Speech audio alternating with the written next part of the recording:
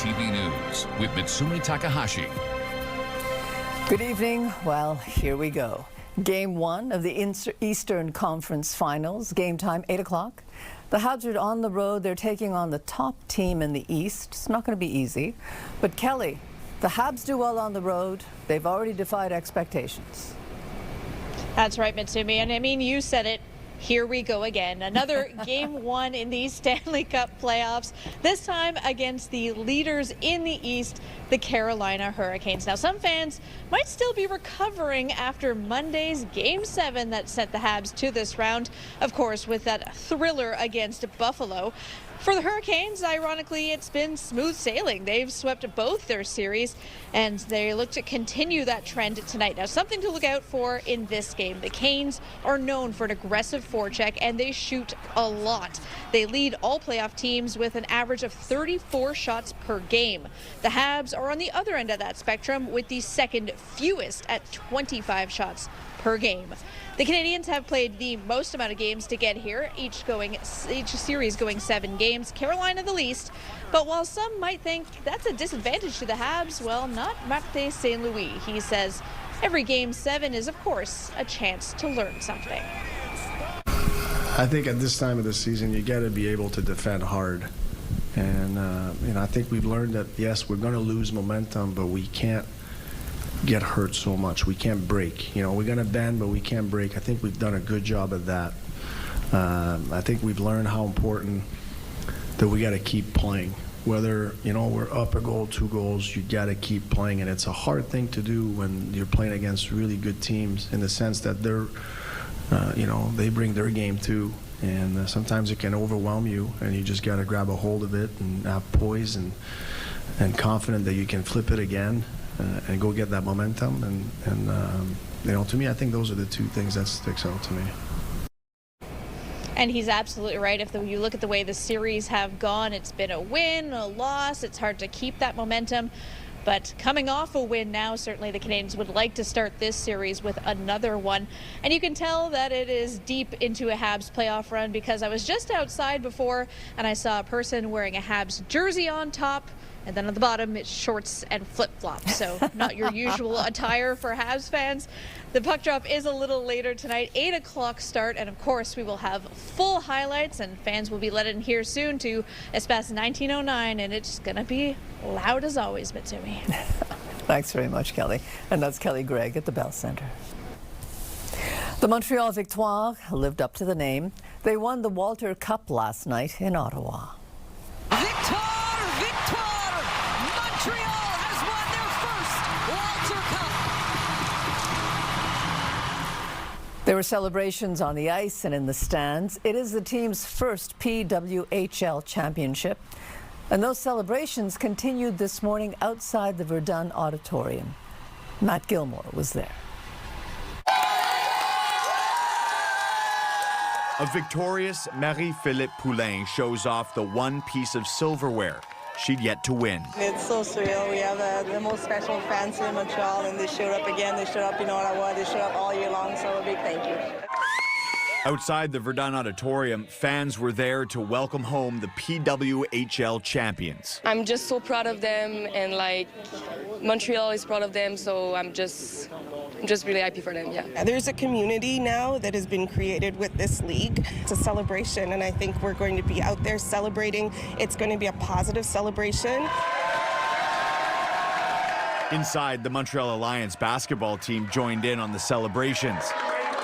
A party that's only just getting started. Last night was pretty fun. We had fun with the cup. We drink a lot in the cup, and we had our time to shine, and we're back and we're ready to party again.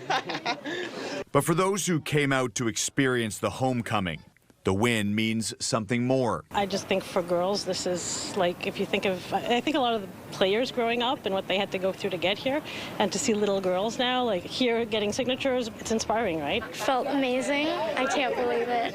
I got them to sign my photo of my team, and it was just amazing to just see them. I have a daughter myself. She's 2.5, and all she knows is that she wants to be a Victoire and she wants to play hockey, and I really find that super inspiring. An impact not lost on the captain. Yeah, I was that little kid back in the day where there's not many possibilities for us. There was a lot of men's hockey, but the Caroline, the Kim St. Pierre, they paved the way for all of us, and being able to do that and inspire the young generation, being part of PWHL. It caps off a special season for the Montreal Victoire, finishing first place in the regular season and now celebrating the team's first ever Walter Cup back home with their fans.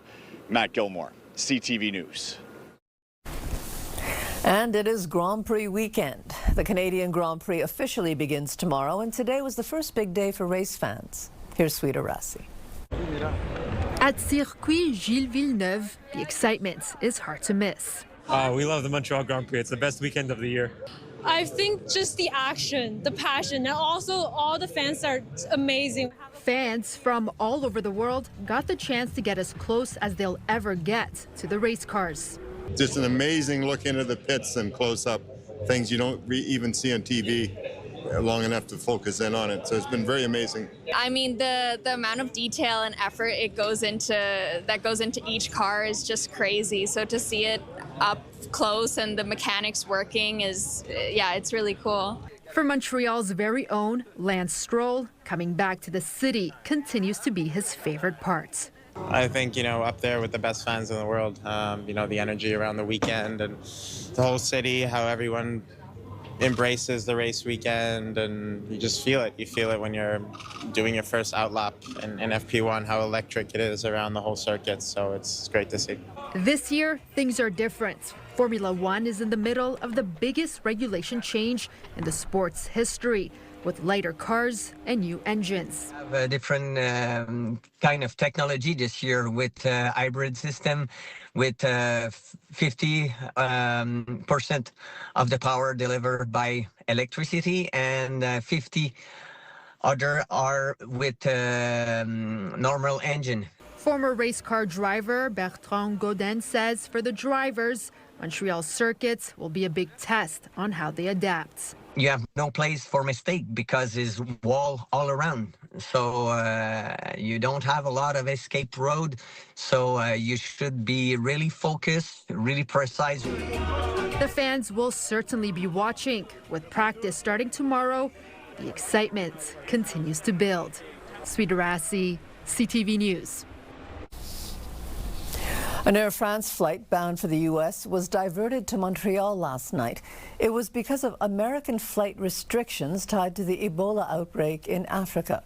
The plane was en route from Paris to Detroit when it was found to be carrying a passenger from East Africa. The U.S. has denied entry to all travelers from that region because of the Ebola outbreak. U.S. Customs and Border Protection says the passenger was mistakenly allowed to board that flight. The passenger was taken off the plane in Montreal, was checked by health authorities, and then sent back to Paris. Historically, the most effective Ebola control measures are rapid diagnosis, isolation of symptomatic cases, contact tracing, and protection of healthcare workers. And importantly, it's the investment in the infrastructure to be able to do that and to be able to care for Ebola patients, which unfortunately the U.S. has done the opposite. They've actually cut funding to countries where there are these potential emerging pathogens. In Ontario, one person is in hospital and being tested for Ebola. The patient recently returned from East Africa. Statistically, they probably will test negative. So it's important to do this type of testing, contact tracing, screening, right? This is how we track disease epidemics, but it shouldn't affect anybody's behavior.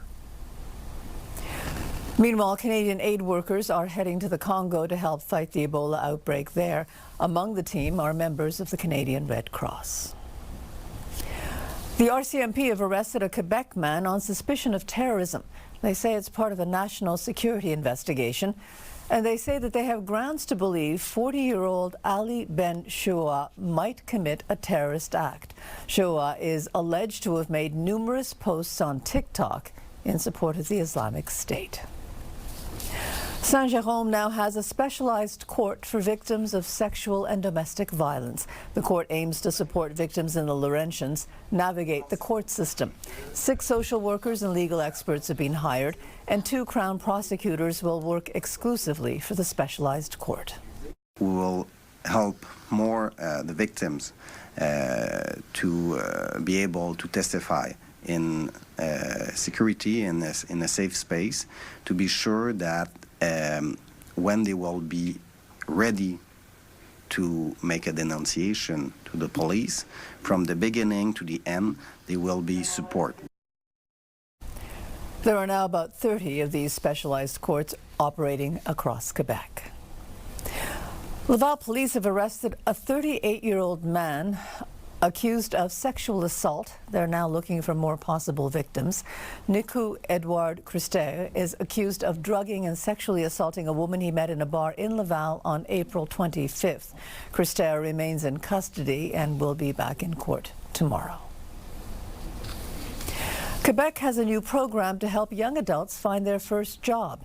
It offers financial support to small and medium-sized businesses as well as non-profits, and those are to help the new graduates. The subsidy can last up to 16 weeks and covers up to half the minimum wage salary. We know that there might be a discrepancy between the graduates, what they did learn at school, and the needs of the labor market. So in the short term, this kind of programs, which is designed to help them get a first job, is, I think, the right answer. Quebec says it plans to invest up to $10 million in this program that will run until March 31st of 2027. And coming up, it is hard to keep the paramedics. We added 118 paramedics to the system last year, and we lost 116. So one province has decided to offer some new incentives.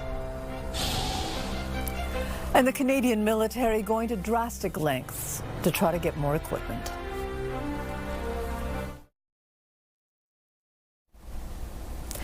There was a bail hearing today for a well-known Montreal lawyer. Daniel Rochefort is facing several charges: child luring, sex assault, and production of child pornography. Stéphane Giroux has more.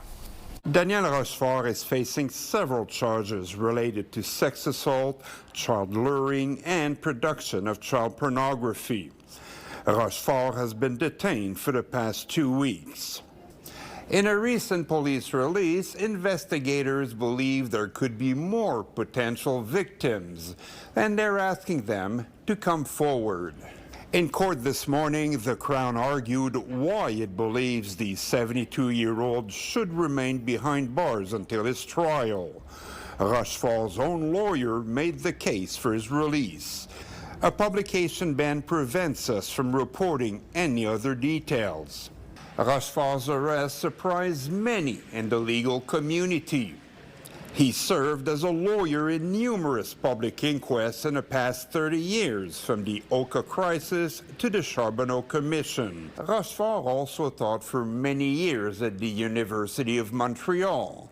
But according to our colleagues at Nouveau, he was fired following allegations of harassment by female students. Rochefort was also involved over the years as an organizer of several beauty pageants, including Miss Teenage Universe. The case will continue tomorrow. Stéphane Giroux, CTV News. Canada's military is chronically short of equipment, so much so that it's now asking military personnel in the Ottawa area to return some of it. Annie Bergeron-Oliver reports. Thousands of troops in the Ottawa area are being asked to hand in some of their field gear to help compensate for what the Defense Department is calling critical equipment shortages. It doesn't send a very positive message, even though it might be normal. It just indicates just how weak the procurement system is, how low the stockpiles are, and just how much demand there is on operations right now. About 10,000 troops received an email last week requesting they return rucksacks, patrol packs, tactical vests, and fragmentation vests. The Defense Department says the equipment will be reissued to deployable units. Personnel in non-deployable units do not require this equipment for their day-to-day duties. This, in conjunction with several other initiatives, will also help address potential shortfalls of items, particularly of highly demanded sizes. It's a reflection of the mindset we've lived through several generations at National Defense, which is without enough to go around, you get by with as much as you can get away with. Ottawa has promised to scale up military recruitment and add tens of billions to the defense budget. But experts say changing that scarcity mindset and modernizing procurement policies will take time.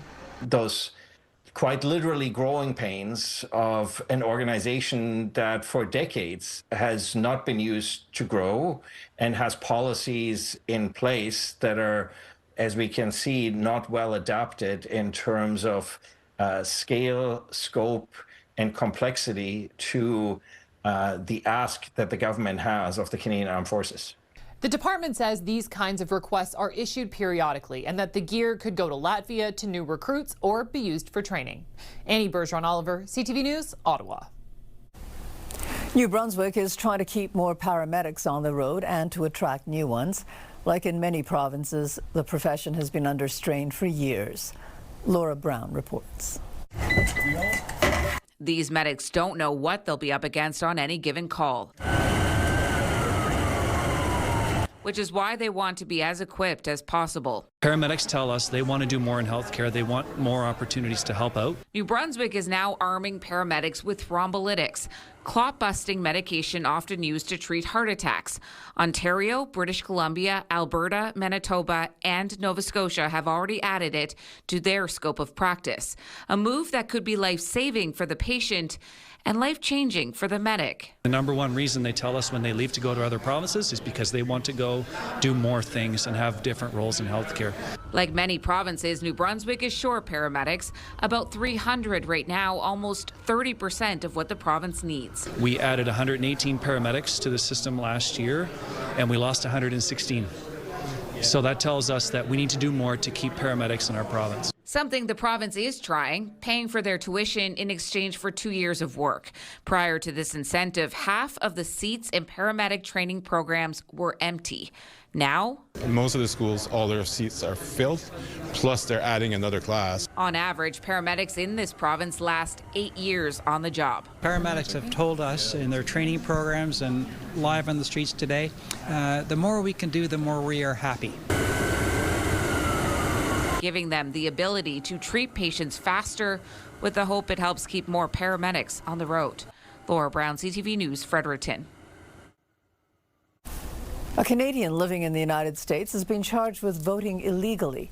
The U.S. Attorney General's office says the man faces 1 count of unlawful voting by an alien and 1 count of casting a ballot known to be fraudulent. If convicted, he could face up to 5 years in prison and a fine of up to $250,000. More Canadians are continuing to avoid travel to the United States, and more Canadians are choosing to travel abroad. According to Statistics Canada, in March, Canadian trips to the U.S. dropped by 6.4% compared to last month. In the last month, Americans made 1.3 million trips to Canada. That's an increase of over 4%. Meanwhile, Canadians made 1.6 million trips overseas, and that's up 3.5% from a year ago. And coming up, why do people get tattoos? The trend is definitely getting bigger and doing a bigger effect on like the tattoo industry. So have you ever considered a character from a Netflix series? And it is that time of year again, so how do we choose the right sunscreen?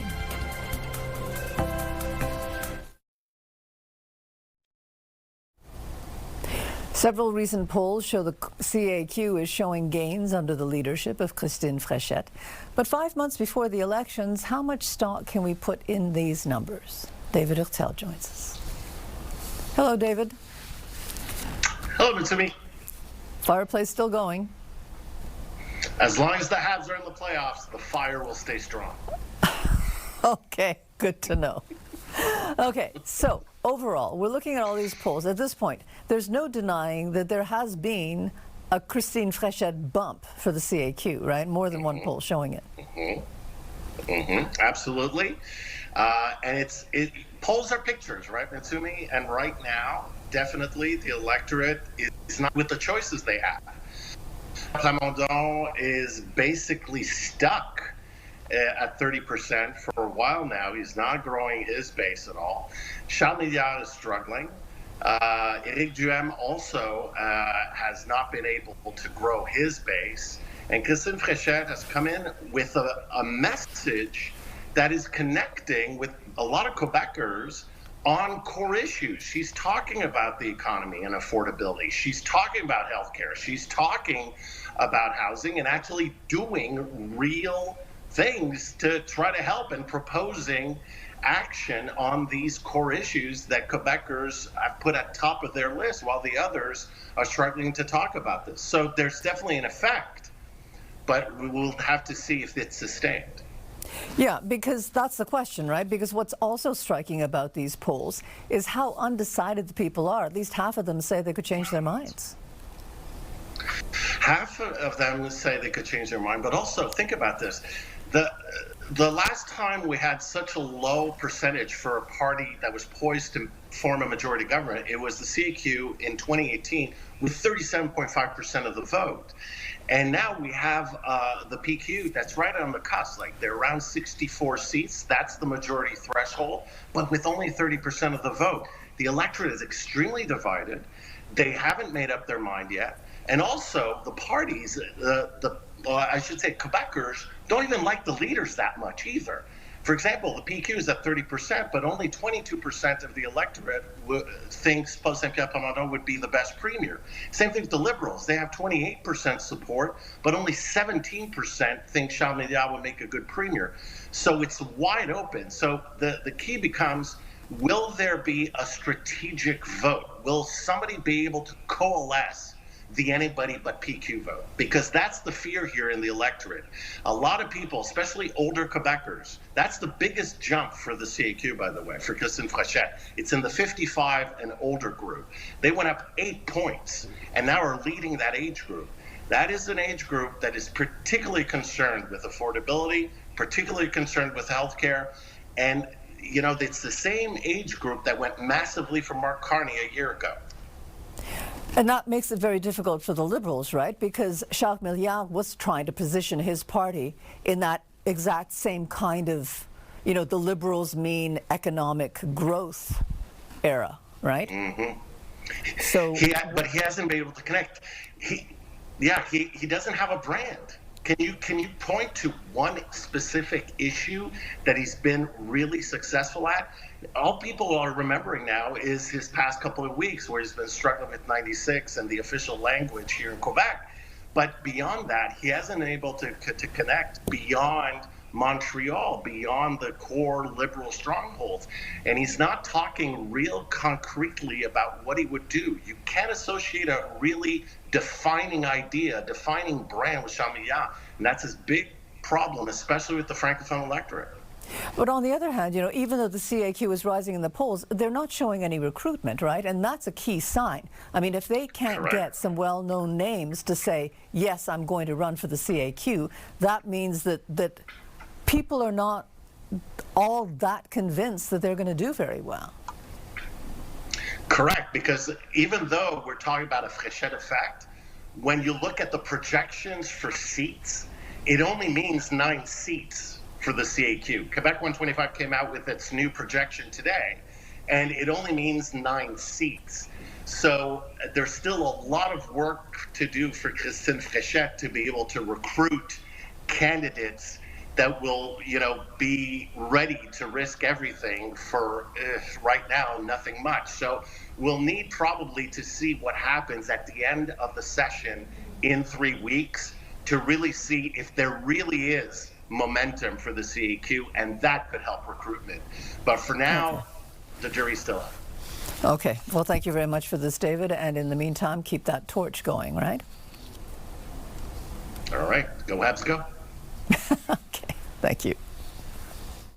Weather brought to you by Gratian Scaff's 50th anniversary gift event. Get a complete second pair and sunglasses as a gift.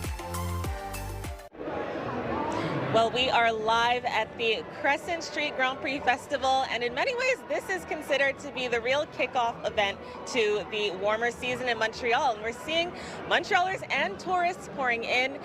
We could potentially see record numbers this year because it is a milestone year, the 25th anniversary, and we're seeing everything really from live music to pit stop challenges. And despite the cooler start today, the weather has been holding up. If we check in with our current temperature, right now we're seeing 16 degrees in the Montreal area.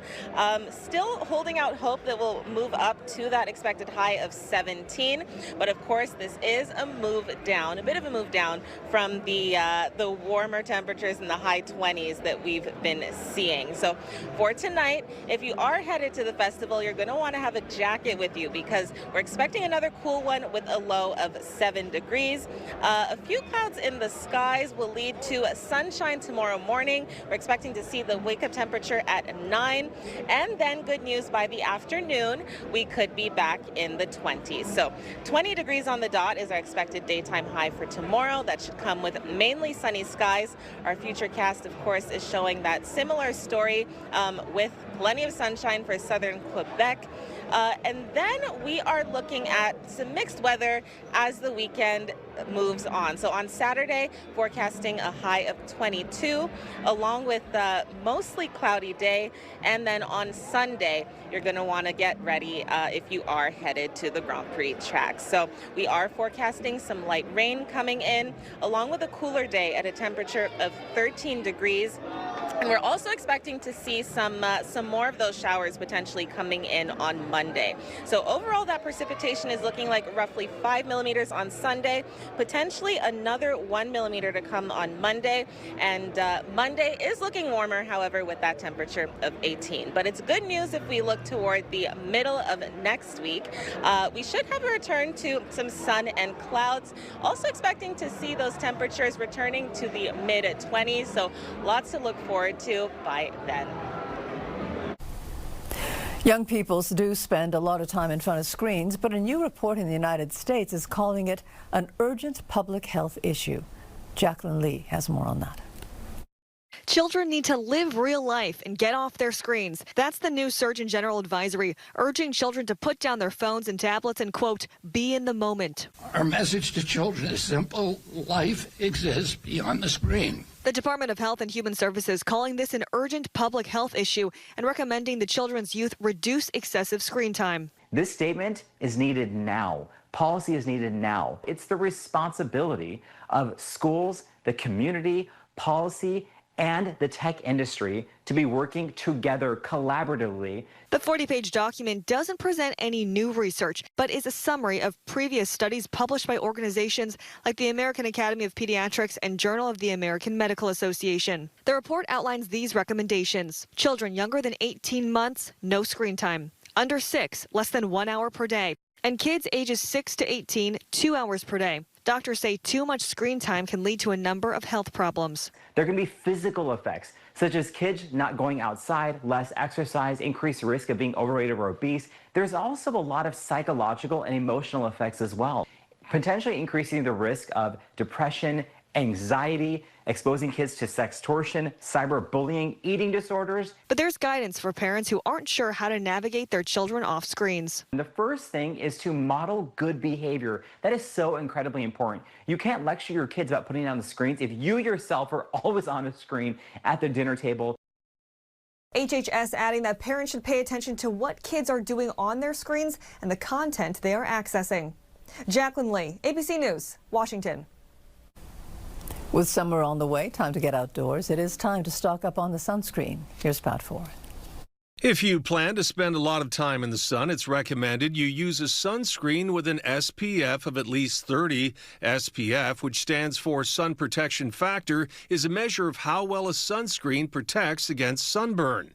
Getting one is never fun. Your skin feels like it's on fire and anything that touches you hurts, not to mention the potential long-term health effects. From sprays to lotions, Consumer Reports tested more than 100 sunscreens this year. They tested them on panelists in the lab and in the water. A lot of the sunscreens in our ratings did not meet their SPF claim on their label, but that doesn't mean that they still don't protect you against the sun's rays. Any sunscreen is better than no sunscreen. Researchers also tested for UVA protection. Those are the rays linked to aging as well as skin cancer. At the top of the ratings with a perfect overall score, Copper Tone Water Babies Lotion SPF 50. Among sprays, Eucerin Advanced Hydration Spray SPF 50 came out on top. So what's better, a lotion or a spray? It's easier to see how much you're applying and to get better coverage with a lotion. Sprays can be good, they're certainly convenient, but they also carry some risks. You can inhale them, they often blow away in the wind. It's not easy to see how much you're applying to your skin. The bottom line, testing shows not all sunscreens perform the same, but using one can help protect you and your family in the sunny days ahead. It's best to apply sunscreen 15 minutes before heading outdoors. Pat Foran, CTV News. A new survey has come up with an unexpected finding. It found that 1 in 10 Canadian Netflix subscribers have a tattoo related to their favorite shows. Here's Kevin Fleming. It's a 4-hour process for Cody Wilmot to get his favorite characters tattooed onto his arm. He says it hurts, but it's worth it. This is his first tattoo, and it means a lot to him because the two characters are from shows that he and his wife enjoy. Snorlax is just a Pokemon that I've always enjoyed growing up. And Luffy's a character of an anime I'm sure everyone knows, One Piece. I've watched all of One Piece. I'm currently up to date on that one. It was Alex Chen's job to take the idea and combine the two characters into a tattoo for Wilmot. I love all of it, honestly. The artwork, the color, he did a phenomenal job on all of it. It reminds me of my childhood. It reminds me of my wife. It's a wonderful piece. Chen was one of many artists across the country contacted by Netflix Canada to take part in a survey about how shows on streaming services are turned into tattoo art. 1 out of 10 of the Canadian Netflix subscribers, they actually have a Netflix related tattoo. So like the trend is definitely getting bigger and doing a bigger effect on like the tattoo industry. And this is Chen's specialty. He's been working on pop culture tattoos for 8 years. They don't just get the pop culture tattoo because of how they look cool or like how wonderful the design was. Not just that. They actually came in because of how the characters reminds them who they really were at a certain point of life. Leah Enifuwushe sees many trends come and go, but says pop culture tattoos aren't going anywhere. I don't know if it'll ever really die out. Maybe it'll like shift to like different characters or different like medias maybe, but I think like pop culture's always like really moved people, so that's going to be something we're going to see for like years to come. Chen says some of his favorite characters to work with now are from K-pop Demon Hunters, because that's a show he and his 4-year-old daughter watch a lot. Kevin Fleming, CTV News, Calgary. And coming up, it could be a medical game changer. Clearing amyloid from the brain. And amyloid is the first toxic protein that accumulates in Alzheimer's disease. It is new help for people in the very early stages of Alzheimer's. And Stephen Colbert's grand finale is tonight. Tonight's occasion would be a little sad, being the end of your... Menswear provided by Ernest. Elevate your style with Ernest.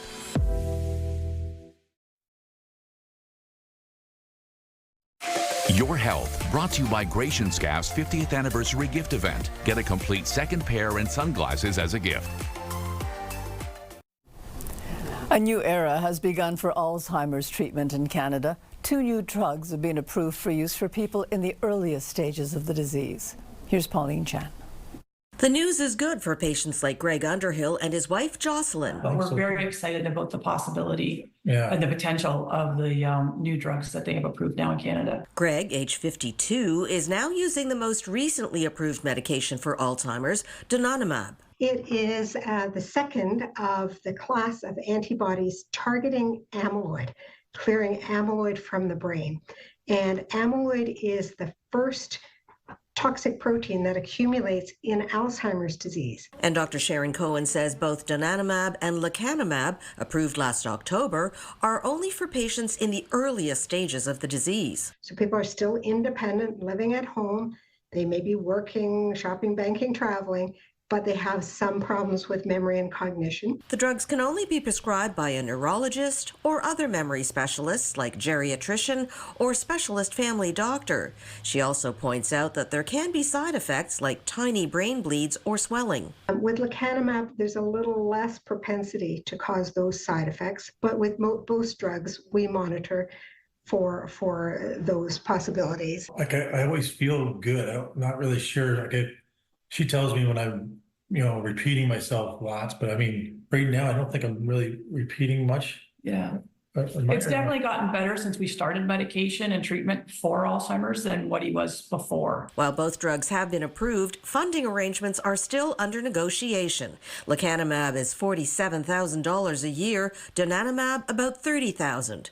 Still, for the 750,000 families dealing with Alzheimer's or other forms of dementia in Canada, just having the two options available is a step in the right direction. Pauline Chan, CTV News. Veteran NASCAR champion Kyle Busch has died. He was 41 years old. Busch had been hospitalized with what was called a severe illness. No cause of death was given. Busch was a two-time Cup Series champion. He'd won more races than anyone across NASCAR's 3 national series. He was hospitalized just 3 days before he was to compete at the Coca-Cola 600 at the Charlotte Motor Speedway. Business News brought to you by Au Vieux de Louvre, where memories and meals come together. And now here are some of the day's closing financial numbers. In Toronto, the TSX was up 247 points to 34,409. In New York, the Dow closed up 276 points to 50,285. The S&P 500 finished the day at 12 points higher, closed at 7,445. And the NASDAQ was up 22 points to 26,293. And the Canadian dollar is trading slightly lower right now at 72.57 cents US. Stephen Colbert will sign off from The Late Show for the last time tonight. CBS insists the cancellation is a financial decision. A lot of people don't buy that. John Venavali-Rao reports. After tonight, we have only one more show left. In the lead up to the finale, all sorts of A-listers dropping by to say goodbye to a show that never shied away from politically charged humor. And among them, Colbert's former colleague, Jon Stewart. Stephen, get ready for the ride of your life. With Talking Heads frontman David Byrne, perhaps summing up the feelings towards the network that pulled the plug. It's The Late Show with David Letterman. Making its debut on CBS 33 years ago. Ladies and gentlemen, this is not a promo. This is the actual show. Stephen Colbert took the helm in 2015. We are up here for the wanton destruction of CBS property. David Letterman recently joining him. This is yours. This is my desk chair. To mark the show's controversial demise, announced after Colbert mocked a $16 million settlement between CBS parent company Paramount and U.S. President Donald Trump, calling it a big fat bribe. CBS insists the show's cancellation was a purely financial decision, but the timing left many unconvinced. He took politics and made it part of the everyday conversation in a way that was satirical. He was trying to get people to think. Recently joining Colbert on set, his fellow late-night hosts. Is there anything that we have not touched on before we move on to this? I'm curious. The outrage that your show is being thrown off the air? Yeah. Some worry others will suffer the same fate. Seth Meyers is trying to introduce himself as next, so these guys see it coming. Anybody here from Canada? Colbert often made Canada part of the conversation. From lampooning Trump's tariffs. Why tax our maple syrup? To interviewing Canadian politicians and celebrities, even belting out a classic maritime folk song. But I'm a broken man on a Halifax pier, the last of Barrett's privateers. And now for Colbert, it's one last show and a late-night landscape that may never be the same. John Venavali-Rao, CTV News, Toronto. A Calgary musician's decades-long labor of love is finally striking a chord. Here's Kevin Green. 50 years in the making, Susan Broad's handmade harpsichord is getting one of its final tune-ups. She says when she started the project, she never imagined it would take this long. No, I had no idea. I just went along with it, you know. When life got in the way, I didn't work on it. And when it didn't, then I carried on. Rod started the project in 1976 after deciding the Renaissance quartet she played viola in needed a harpsichord instead of a piano to be more authentic. I just thought about making a harpsichord. This is what you have to do. So that's what I did. The result is a handcrafted instrument filled with thousands of intricate moving parts, hand-cut wooden mechanisms, and detailed paintings of Alberta birds, landscapes, and plants. The tolerances are very small, but there are many, many more parts in this. You can't even believe it. Her persistence has amazed her friends who've watched the project take shape over decades. And I just am in awe of this woman and her incredible perseverance. Calgary musician and keyboard collector Han Ding owns 3 harpsichords he once considered building his own. And I commend anyone who can build a harpsichord on their own, but I knew that I was not brave enough to do that. Rod isn't keeping her creation, and she's not selling it either, despite it being worth tens of thousands of dollars. She's giving it to Calgary harpsichord master Justin Luczynski. With her blessing, I'm going to, involve it with, concerts and teaching. Like, I'll get it out there a lot, so it's seen by as many people as possible and appreciated. Rod says despite the 5 decades of work, she never once thought of quitting. It's a sense of accomplishment, that I can tell you. A feeling of almost relief that it's actually finished. Kevin Green, CTV News, Calgary.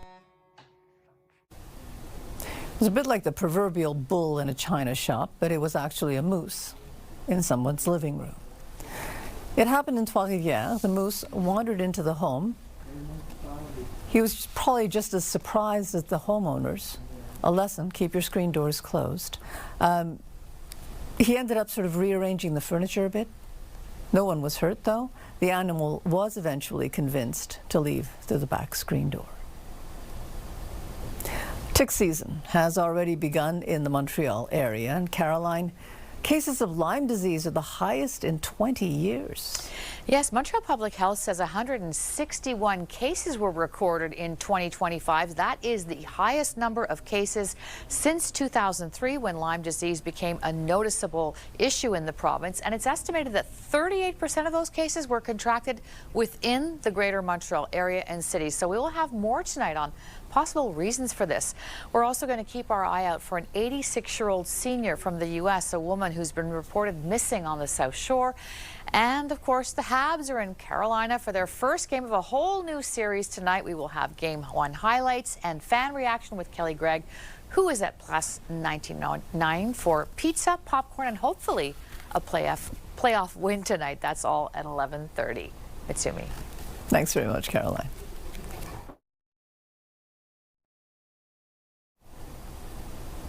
One man has set a personal goal for the weekend, and he's getting a lot of attention doing it.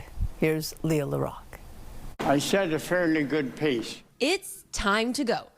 We'll turn and go back. Can we do that? Roy Allen isn't waiting for anyone. And I always go on the inside. Every step counts as he prepares to lace up in the 5K at Ottawa Race Weekend, where he is set to be the oldest participant ever. On the 5th of April, I was 100. Being 100 hasn't made any difference in how I feel.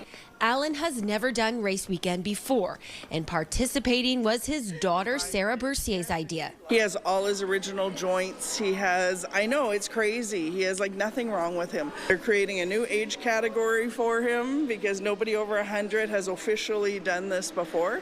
Allen definitely doesn't act his age. He dances, bowls, and recently went snorkeling.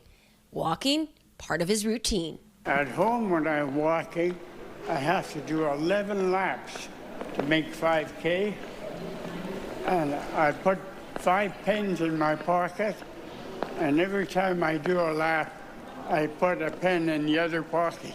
Apart from proving that age is just a number, Mr. Allen is raising crucial funds for 4 organizations that have helped him in retirement, as well as his wife, who is living with dementia. Raising funds for the Council on Aging of Ottawa, the Dementia Society, the Pearly Health, where his wife Melba now lives. We know she's well looked after 24 hours a day. And the Gloucester 50+ Centre. The people there remember the Great Depression, they remember the Second World War, and some of them took part in that. So we can talk about those things. Each lap of the mall, 700 meters. 7 laps, equal to his race distance. Good. I did 1 lap. He says he's waited his whole life for this historic walk. It was something that hadn't been done. Why wouldn't I go and do it? Leah LaRocque, CTV News. And Anastasia, I guess anybody going out tonight should bring a jacket. That's right, Mitsumi. We are feeling the energy, also feeling the cooling air. Insofar as tonight, temperature-wise, we're looking at a low of 7 degrees, so a move down. But along with that, clearing skies. For tomorrow, we should have a wake-up temperature of +8, along with lots of sunshine coming in. So there's some good news. We're seeing a few clouds rolling in as we head into tomorrow afternoon, but we're also expecting to hit a daytime high in the 20s. So that should be spot on at 20 degrees. And then on Saturday, looking at an even warmer day, so expecting a high of +22, but along with a few more clouds. And those clouds are looking like the beginning of some precipitation. So by Sunday, we are looking at some showers coming in. That's going to look like a 40% chance of roughly 5 millimeters of showers. So something to keep in mind if you're headed to the track. Mitsumi? And that's it for us. Have a good evening. Stay well. Good night.